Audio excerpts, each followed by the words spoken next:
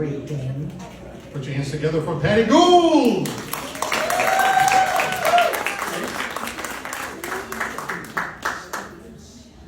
I am so excited to be invited back here to the Paul Santos show and being at my PBs. Now, you guys that were here before, you're seeing less of me. I am now at my BC weight. Before COVID, not before children. That ship has sailed. I will never see that again. I'm still carrying the weight from the first grandchild. But I'm so excited to be back here because the first time I was here, afterwards I was out at the bar and I was talking to a couple of fellas. And it got time to close, and we were closing out, and it was time for me to go back to Charlestown, Massachusetts.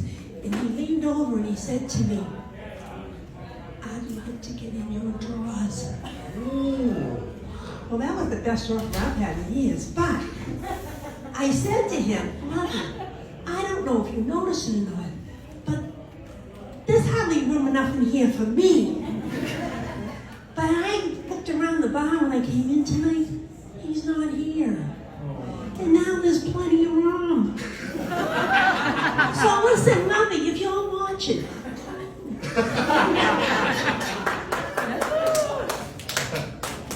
I was a little bit discombobulated coming here tonight. I was a little bit late, and I'll tell you why.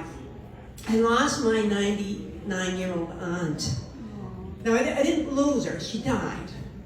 But people 99 years old do get lost, so I want to clarify that. But she was a pillar of the community. My community, we're 1 square mile, we're a neighborhood in Boston. And she was active, like on the neighborhood council and on the parish council, and she was everywhere, right? And all of a sudden she got sick. And like it was quick. Took a turn for the worse. Like she was driving up Bunker Hill Street going to Mass. That's why Mass was down, because she was still driving at 98. And then all of a sudden she's like on her deathbed. So my cousin called me and she said, "Can you come up and like talk to my mom, like just check on her, because I'm a personal care person. I do a lot of hospice work." And I went up and she said, "I think she was getting dementia anyway." And I'm like, "Oh, for God's sake, she's 98 years old. Like, you know, she has so much stuff in her head. Like, don't worry about that." So I go up, and by the time I got there, she was like laying down. She's sort of in like a nice morphine coma, or so I thought. So I held her hand and I said, "Oh, Auntie," I said, "you know, you've had a wonderful life and everybody that you've cared about is here to say goodbye." I said, "Just go and just go into the light." And she opened her eyes and she sat up and she said, "I'll see you in hell."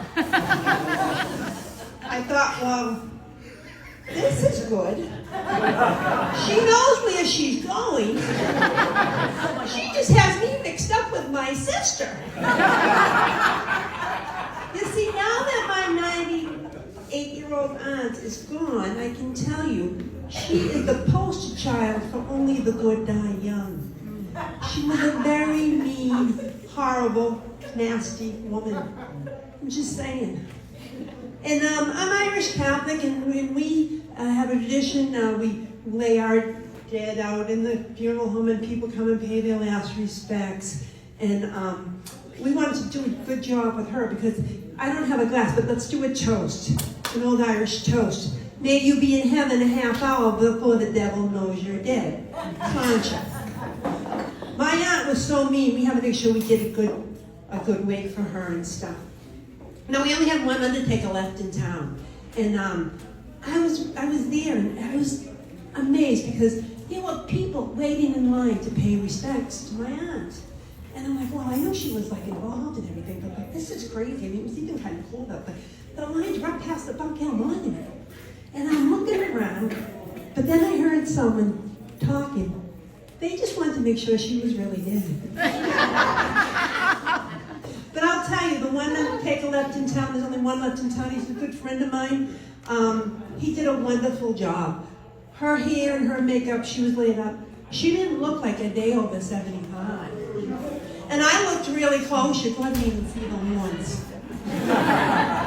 how good he did. And I pulled him aside and I said, Phil, who do you have come in and do the hair and makeup? I mean, she looks amazing. And he said, well, Patty, I do it myself.